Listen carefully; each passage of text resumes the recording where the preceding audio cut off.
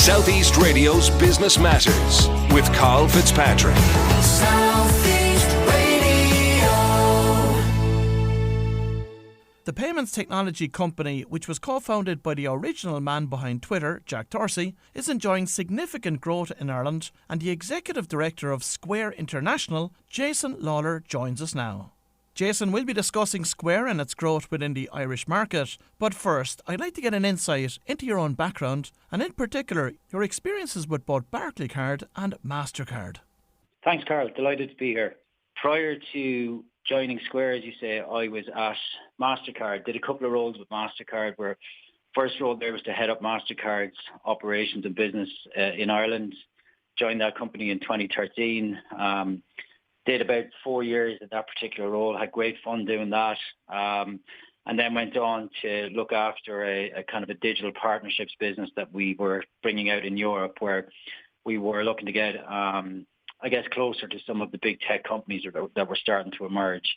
And then, as you say, prior to that, I was working for Barclaycard. I'd spent almost 7 years in London, and the roles in Barclaycard were extremely interesting. There was kind of two startups that I worked for within Barclaycard. The first one was about creating a loyalty platform that was going to sit between our consumer and our merchant business. And the whole idea was that we were going to drive value to the merchants that we were working with, as well as the consumers that were holding Barclaycards in their pocket. And I kind of looked after the commercial side of that, everything from sales, business development, account management, etc. So did that for a couple of years. And then we went on to start up a new business, which was about setting up a digital offers platform. And again, I looked after the commercial side of that business. So had great fun doing that. Great working with a big brand like Barclaycard, but also with the autonomy of being part of a startup with kind of like-minded entrepreneurial type people. You were now the executive director of Square International, but what appealed to you about joining the payments technology firm, which was set up by the Twitter founder, Jack Dorsey? Loads of reasons to want to come here. I had set a kind of career goal that I wanted to be part of a company that was looking to kind of launch its European business out of Dublin. Obviously, due to Brexit, those opportunities increased. But during my time at MasterCard, I was fortuitous enough to come across Square on more than one occasion.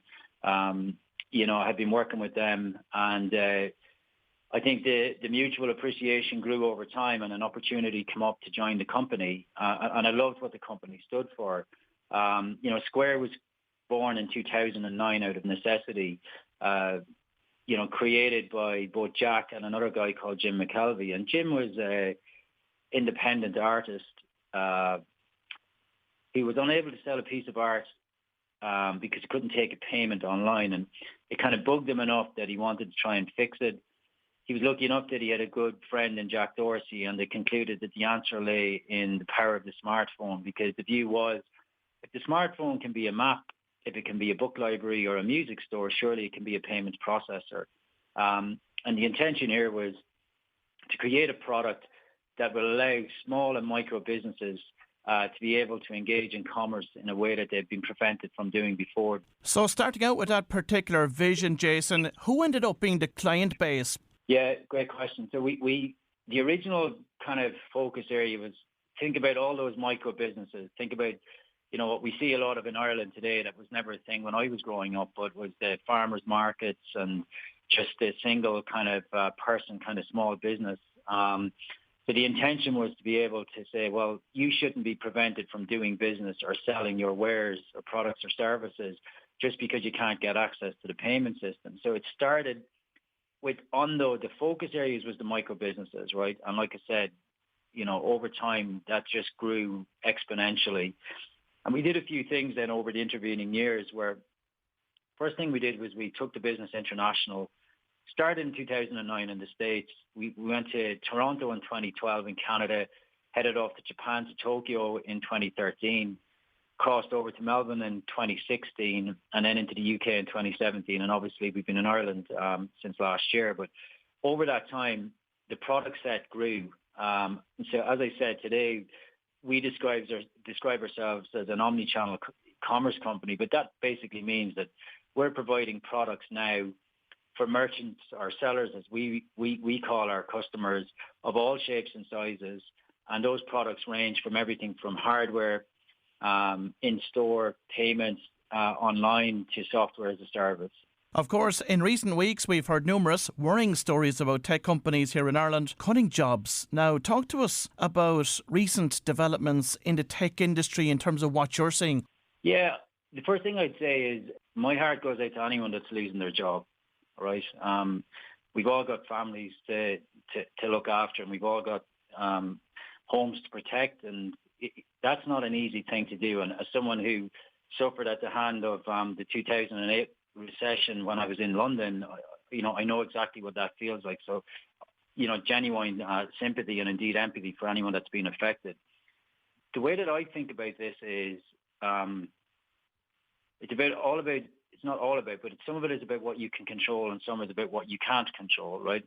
And the things that we can't control as business leaders, particularly in this industry, is the macroeconomic climate. So if you think about the trend over the last 6 to 7 years in tech in general has been the access of readily available money.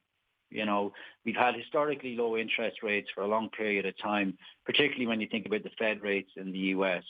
And what that created was a trend towards high growth very quickly over time, because that money was cheap to get and easy to get access to, right?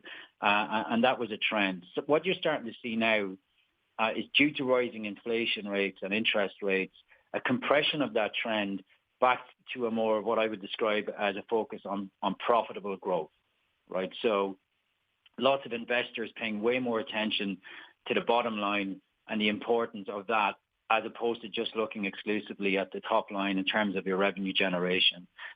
So I think that's an underlying trend that has been, I would suggest, a large cause in what you're starting to see in terms of some of the stories coming out of tech world right now. As business leaders here, we will spend a lot of time making sure that we fully understand those macroeconomic conditions to ensure that we're making the right decisions. So that's an uncontrollable, right? And you hope that you have the systems in place, and you hope that you've got your business set up in a way that can react and defend against those conditions. And Jason, talk to us about the idea behind the experiential store which Square operated for the month of October here in Ireland. Yeah, that was a great experience. That was at 47 Grafton Street. So we had that for about 3 weeks over the October period. So on the night that we launched that, I was lucky enough to be there, and I got the opportunity to say a few words. One of the things I spoke about was the fact that when we launched our business back in the May time of 2021, never really got the chance to celebrate that in a meaningful way, because we were doing it virtually, right? So you have the virtual celebration, but it just wasn't the same. It wasn't the same thing, right? And so that was a great opportunity to get out and meet some of our sellers. And we had 5 sellers operating out of prime real estate on Grafton Street. The intention there was to give those sellers a chance to get into, a very expensive part of the retail space in Dublin, coming into the Christmas period. We took the opportunity to get in a diverse group of sellers, and of course those sellers were using our hardware, our payment solutions, and a few other bits of our software. So we just wanted to ensure that we were giving those sellers the chance to experience that, and the feedback today has been extraordinary. And again, thanks to those sellers that we worked with. They were great fun to work with, and we really enjoyed our time there. And what are the future growth plans for Square, and what will this mean for its presence here in Ireland? I like to say we like to keep a steady hand on the tiller. We don't get ahead of ourselves, and we don't get too excited. There's core principles here of control what you can control to the best of your ability, and be able to react in the best way possible to the uncontrollables. So what that means for our growth is we're in this country over a year. Same in France, and just coming up to the year anniversary in Spain. And all we want to do is focus on continued steady growth, engagement with the seller community, and more importantly, I think taking the opportunity to continue to iterate on the product and the solution that we offer to the market by just, listening to those sellers that we serve. So it's about continuing a steady growth story, keeping in mind the macroeconomic headwinds that are affecting us all right now.